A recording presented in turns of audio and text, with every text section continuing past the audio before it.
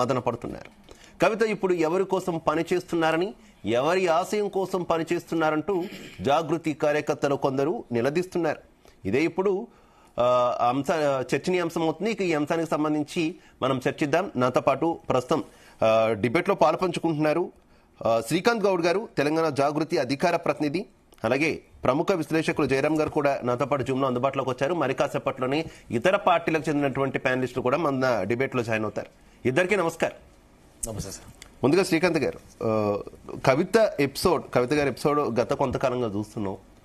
మొత్తానికి ఆమె పూర్తి స్థాయిలో బయటపడినటువంటి పరిస్థితి, పార్టీ సస్పెండ్ చేయడం, ఆమె కూడా రాజీనామా చేయడం. ఎవరైతే దెయ్యాలు అంటూ గతంలో ఆమె వ్యాఖ్యానించారో కేసీఆర్ చుట్టూ, ఆ దెయ్యాలు ఎవరనేది తేల్చేసిన పరిస్థితి కూడా ఉంది. అయితే ఇప్పుడు పూర్తి స్థాయిలో అటు బీఆర్ఎస్ నుంచి అటాక్ స్టార్ట్ అయింది. మరోవైపు తను నమ్ముకున్నటువంటి, తను అభివృద్ధి చేసినటువంటి జాగృతి నేతలము మేము అంటూ కొంతమంది ముందుకొచ్చి ఆమె మీదే అటాక్ చేస్తున్నటువంటి సిచ్యువేషన్. ఏం జరుగుతుంది? కవిత మీద తిరుగుబాట, బీఆర్ఎస్ ఆడిస్తున్నటువంటి డ్రామానా, ఏం జరుగుతుంది?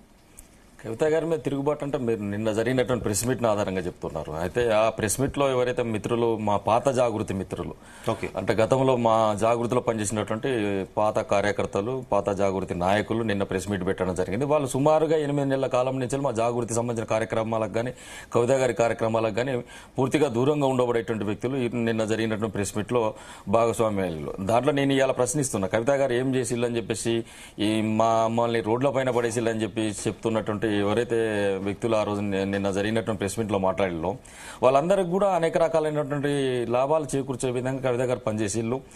ఎవరైతే రాజీవ్ సాగర్ గారు ఉన్నారో, రాజీవ్ సాగర్ గారికి ఫుడ్ కార్పొరేషన్ చైర్మన్ ఇచ్చారు, ట్రేడ్ కార్పొరేషన్ చైర్మన్ గా మఠం భిక్షపతి గారికి ఇచ్చారు.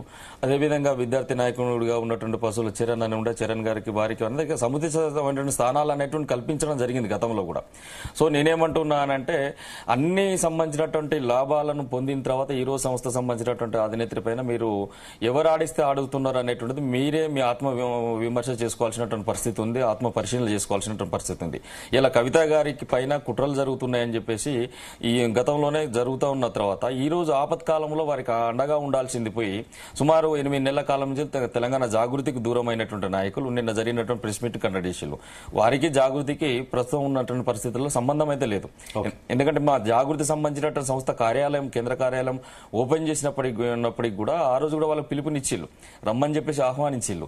అయినప్పటికీ కూడా కవిత గారికి సంబంధించినటువంటి ఆహ్వానాన్ని వాళ్ళు తిరస్కరించి వారు రాలేదు. కాబట్టి ఎవరైతే కుట్రదారులు మీ వెనక ఉండి ఆడిస్తున్నారో ఆ కుట్రదారుల యొక్క నైజం కూడా తెలిసిపోయింది. ఇంత దిగజాడు రాజకీయాలు చేయిస్తున్నారు అనే కదా కవిత గారు ఈ రోజున నా పైన కుట్రలు జరుగుతున్నాయని. చివరకు ఎవరైతే కవిత గారితో గతంలో పనిచేసినటువంటి నాయకులు ఉన్నారో వాళ్ళందరినీ కూడా ఒక తాటిపైకి తీసుకొచ్చేసి వాళ్ళతో కూడా ప్రెస్ మీట్ పెట్టించేసి ఈమె నిర్వీర్యం చేయాలనేటువంటి కుట్ర ఏదైతే జరుగుతుందో నిన్న తెలంగాణ ప్రజలందరూ చూసిళ్ళు.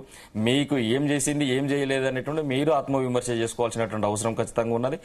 అయితే శ్రీకాంత్ గౌడ్ గారు, ముఖ్యంగా నిన్న వారు మాట్లాడుతూ ఒక ముఖ్యమైనటువంటి అంశాన్ని ప్రస్తావించారు. ఇప్పుడు కవిత సామాజిక న్యాయం అంటున్నారు. గతంలో ఆమె ఎంపీగా పనిచేశారు, ఎమ్మెల్సీగా ఉన్నారు. ఆమెకు దక్కింది కానీ సామాజిక న్యాయం, జాగృతిలో ఉన్నటువంటి నేతలు ఎవరికి కూడా సామాజిక న్యాయం జరగట్లేదు అనేటటువంటి అంశాన్ని ముఖ్యంగా లేవనెత్తినటువంటి పరిస్థితి. ఏంటి జాగృతిలో సామాజిక న్యాయం లేదా? నేనేమంటున్నాను, జాగృతిలో సామాజిక న్యాయం ఉన్నది. సామాజిక న్యాయం ఉంది కాబట్టి ఒక దళితుడైనటువంటి రాజీవ్ సాగర్ ఉపాధ్యక్షుడు కాగరీలు, జనరల్ సెక్రటరీ కాగరీలు, బీసీలుగా ఉన్నటువంటి నాలాంటి బీసీ గౌడ సామాజిక వర్గం నుంచి ఉన్నటువంటి నేను ఈ రోజు విద్యార్థి విభాగానికి రాష్ట్ర అధ్యక్షుడినైనా, నిజామాబాద్ పార్లమెంట్కి ఇన్ఛార్జినైనా, జాగృతిలో ఉండే రాష్ట్ర కార్యదర్శినైనా, ఈ రోజు జాగృతికి అధికార ప్రతినిధినైనా. సో నేనేమంటున్నా, సబ్బండ వర్గాల సంబంధించినటువంటి సమకాలీనమైనటువంటి పరిస్థితులు అన్ని కూడా అవగతం చేసుకుని సంస్థకు పనిచేసేటువంటి ప్రతి ఒక్క నాయకుడిని కూడా కవిత గారు సూక్ష్మంగా పనిచేసి తీసుకుంటారు. జాగృతిలో ఇట్లాంటి ప్రజాస్వామ్యం అయితే ఉంది ఒకటి. రెండోది, కవిత గారు ఎవరికి ఏం చేయలేదు అనేటువంటి అంశానికి వచ్చేసరికి కవిత గారే ఆ విషయాన్ని చెప్తున్నారు కదా. ఏదైతే అధికారం పార్టీలో 10 సంవత్సరాలు ఉన్నప్పటికీ కూడా నా యొక్క కాన్స్టిట్యుయెన్సీని ఒక్కసారి చూడండి. సిరిసిల్ల నియోజకవర్గ బోధం సిరిసిల్ల ఏ విధంగా ఉంది, సిద్దిపేట బోధం సిద్దిపేట ఏ విధంగా ఉంది, నిజామాబాద్ బోధం నిజామాబాద్ ఏ విధంగా ఉన్నటువంటి విషయాన్ని ఈ రోజు స్పష్టంగా కవిత గారు స్పష్టం చేశారు. పార్టీలో కూడా అట్లాంటి స్వతంత్రం మాకు ఇవ్వట్లేదు. పార్టీలో కూడా మా సంబంధించిన మమ్మల్ని నమ్ముకున్నట్టు నాయకత్వానికి ఏం కూడా చేయకుండా చేస్తున్నటువంటి వ్యక్తులు ఉన్నారు. ఇట్లాంటి కుట్రదారుల ద్వారా నన్ను నమ్ముకున్నటువంటి వ్యక్తులు కూడా నేనేం చేయలేకపోతున్నా అన్నటువంటి విషయంతో మాలాంటి ఎవరైతే ఉద్యమకారులు ఉన్నారో, మాలాంటి విద్యార్థి నాయకులు ఎవరైతే ఉన్నారో, మాలాంటి వాళ్ళ కోసమే కదా ఈ రోజు కవిత గారు పోరాటం చేసేది. మొన్న రాసినటువంటి లెటర్ ఏదైతే ఉందో ఆ లెటర్ ని లీక్ చేసినటువంటి లీక్ వీరులు ఎవరు, ఆ కువ్వట్టులు ఎవరని చెప్పేసి కవిత గారు అడిగిళ్ళు. తర్వాత అది బయటపడకుండా 30 రోజుల కాలం కాలం వెళ్ళే తీసిన తర్వాత మొన్న రీసెంట్లీ ఏమైందండి, మన చిన్న కుమారుని యొక్క ఉన్నత చదువుల కోసం అమెరికాకు పోయిన తర్వాత కవిత గారు ఊర్లో లేనటువంటి సమయంలో, తెలంగాణ రాష్ట్రంలో లేనటువంటి సమయంలో అక్రమంగా కార్మిక చట్టాలను మొత్తం కూడా తుంగలో తొక్కి, కార్మిక చట్టాలన్నీ కూడా తుంగలో తొక్కి ప్రజాస్వామ్యబద్ధంగా జరగాల్సినటువంటి ఎన్నికను జనరల్ బాడీ మీటింగ్ కూడా కండక్ట్ చేయకుండా తెలంగాణ బొగ్గు కార్మిక సంఘం సంబంధించినటువంటి గౌరవ అధ్యక్షురాలుగా ఉండబడేటువంటి కవిత గారిని నిర్దాక్షిణ్యంగా తొలగించినటువంటి పార్టీ ఎవరు? ఇలా బీఆర్ఎస్ పార్టీ. నిజంగా అంతర్గత ప్రజాస్వామ్యంగా మీ పార్టీలో కనుక ఉన్నట్లయితే ఒక 10 సంవత్సరాలుగా సింగరేణి కార్మికుల పక్షాన కార్మిక పక్షపాతిగా ఉన్నటువంటి కవిత గారిని పిలిచి కూర్చోబెట్టి మాట్లాడి జనరల్ బాడీ మీటింగ్ పెట్టి ఈ యొక్క నిర్ణయం ప్రకటించాలి కదా. అంటే పొమ్మన్ లేక పొగబెట్టేటువంటి విధానాలకు శ్రీకారం చుట్టింది ఇలా బీఆర్ఎస్ పార్టీ. ఇలా కవిత గారు ఏం కోరిల్లండి, ప్రతి ఒక్కరికి యాక్సెస్ ఉండాలి, ఉద్యమకారులకు యాక్సెస్ ఉండాలి, 3 అంచెల వ్యవస్థలో పనిచేస్తున్నటువంటి ఎంపీపీలు, జెడ్పీటీసీలు, కొంతమంది జెడ్పీ చైర్మన్లు, చివరికి ఏంటంటే గద్దర్ గారు వచ్చి ఓ 10 నిమిషాలు బయట నిలబడాల్సిన పరిస్థితి. ఓకే శ్రీకాంత్ గౌడ్ గారు, మిగిలిన పార్టీల వెర్షన్ కూడా మనం వినే ప్రయత్నించేద్దాం. అంతా పాటు కాంగ్రెస్ పార్టీ నుంచి మానవతారాయ్ గారు జాయిన్ అయ్యారు, అలాగే భారతీయ జనతా పార్టీ నుంచి దిలీప్ చారి గారు కూడా జాయిన్ అయ్యారు. ఇద్దరికి కూడా నమస్కారం. జయరామ్ గారు, నేను వస్తా ఒక్కసారి పొలిటికల్ గెస్టుల యొక్క అభిప్రాయాలన్నీ కూడా తెలుసుకుని తర్వాత నేను మీ దగ్గరకు వస్తాను. మానవతారాయ్ గారు, నా ఆడియో క్లియర్ గా ఉందా మీకు? ఉంది, క్లియర్ గా ఉంది. నాది మీది క్లియర్ గా ఉంది. మానవతారాయ్ గారు, మానవతారాయ్ గారు, ఏం జరుగుతుంది అనుకుంటున్నారు మీరు?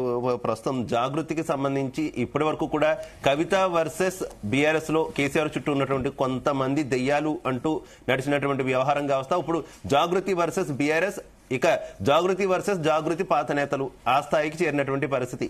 ఏం జరుగుతుంది అనుకుంటున్నారు మొత్తం మీరు? ఏం లేదండి, ఇది ఒక నాటకం. ప్రజల్ని బురిడి కొట్టించడం. నాటకం అంటే ఎవరు ఆడిస్తున్నారు అంటున్నారు? రేవంత్ రెడ్డి గారు ఆడిస్తున్నారని అటు ఇటు ఒకరి మీద ఒకరు ఆరోపణ చేస్తున్నారు.